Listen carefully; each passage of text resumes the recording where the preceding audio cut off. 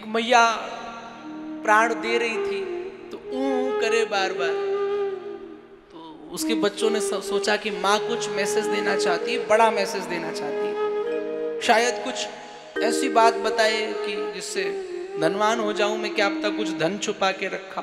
पहले की अम्मा धन गाड़ के रखती थी, हाँ, जब बैंक वगैरह का अभाव था तो कहीं मिट्टी में तो कहीं कहीं। तो बेटों ने डॉक्टर के पास गए, बेटे कहा डॉक्टर साहब ऐसा कोई इंजेक्शन लगा दो कि 2 मिनट मेरी मम्मी बोल सके। डॉक्टर साहब आए, बोले महंगा पड़ेगा, बोले चलेगा। इंजेक्शन लेके आए, लगाया, मम्मी ने अंतिम समय में बोले तो क्या बोले, अरे बाबरो वो टाण पे नींबू को अचार रखो, नेक मुझे चटाए दे। यानी मर रही है तो उसे नींबू दिखाई दे रहा है, लेकिन अंतिम समय में क्या मांगो। आहा, सूरदास जी कहते एक बार सूरदास जी जा रहे थे तो जाते जाते कुआं में गिर गए। तो जैसे सूरदास जी कुआं में गिरे तो गांव के बच्चों ने कहा बाबा तुम्हें निकाल लूं।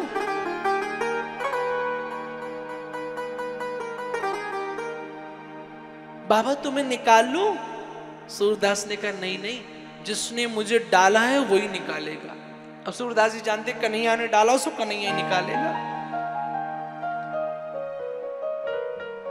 तो बाबा सुबह से शाम हो गई पर कोई निकालने नहीं आया। अब गोलोक में श्री राधा रानी और कन्हैया बैठे थे तो कन्हैया ने कहा राधा जी मैं थोड़ा देर से आऊंगा आज, क्योंकि बाबा को मुझे निकालने जाना है। अच्छा ठीक है जाओ। कन्हैया आए और हाथ डाला, बाबा ले मेरो हाथ पकड़ ले, ऊपर आए जा। जैसे हाथ डाला वो सुगंधी पाई, सूरदास जी समझ गए ये ठाकुर जी है। पर समझ तो गए ठाकुर जी हैं, लेकिन निकलना नहीं चाह रहे, क्योंकि ये समझते कि ये चालाक है, अकेले आया है और मुझे युगल के दर्शन करने हैं। तो कन्हैया से कहते लाला मैं ऐसे नहीं आऊंगा, पहले राधा को लेके आओ, युगल छवि से निकालो तब आऊंगा। अब ठाकुर जी बड़ा चक्कर में पड़ गए। एक तो अंधो दूसरो ब्रजवासी, एक बार पकड़ ले सो छोड़े ना है। राधा रानी के पास आए, राधा एक काम करो बाबा को निकालना है, लेकिन तुम जैसे निकले झट भाग लेना। किशोरी ने कहा ठीक है। अब राधा रानी कृष्ण आए, हाथ डाला, बाबा को निकाला और निकाल करके हाथ छुटका, भागने लगे। और जैसे भागे सूरदास जी रोने लगे और कहने लगे बाह छुड़ाए जात हो निबल जान के मोए, हृदय से कब जाओगे तब मैं जानू।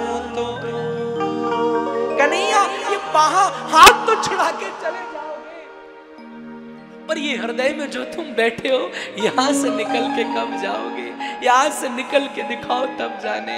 कन्हैया प्रसन्न हो गए, बाबा मांग लो तुम्हें क्या चाहिए, आज मैं तुम्हें दुनिया की हर एक चीज देना चाहता हूं, एक बार मांग लो, एक बार मांग लो। सबसे पहले तो तुम्हें मैं आंखें दूंगा, आंखें मांग लो, क्योंकि आज तक तुमने दुनिया को देखा नहीं। सूरदास हंसने लगे, कन्हैया जिन आंखों ने तेरा दीदार कर लिया हो उसे अब कुछ दूसरा देखने की जरूरत नहीं है। जिसने तुझे देख लिया उसे कुछ दूसरा देखने की जरूरत नहीं है। हाँ एक काम करो, देना हो तो एक चीज दे देना। कौन सी चीज?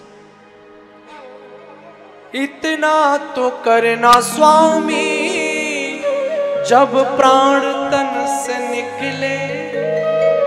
सरकार देना चाहते हो तो एक काम करना, जब मेरे जीवन का अंतिम समय हो तब तुम मेरे सामने आ जाना, बस मुझे यही चाहिए और कुछ नहीं चाहिए।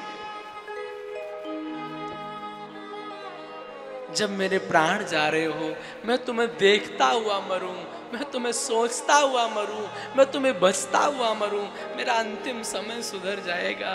मेरे प्यारे जीवन में अपनी मटकी में अच्छे कर्म भरो, अपनी मटकी में प्रेम का माखन भरो, सूरदास जैसे भक्ति का माखन भरो। भगवान जिस दिन तुम्हारी मटकी फोड़ेंगे, अगर प्रेम का, भक्ति का, ईमानदारी का, सच्चाई का माखन निकलेगा तो तुम्हें कहना नहीं पड़ेगा, वो कन्हैया चोरी से भी तुम्हारा माखन खाने के लिए आ जाएगा। पर अपनी मटकी तो सजाओ, मटकी तो सजाओ। तो मटकी भगवान ने किस लिए फोड़ी समझ गए ना? बोलना पड़ेगा राधे राधे।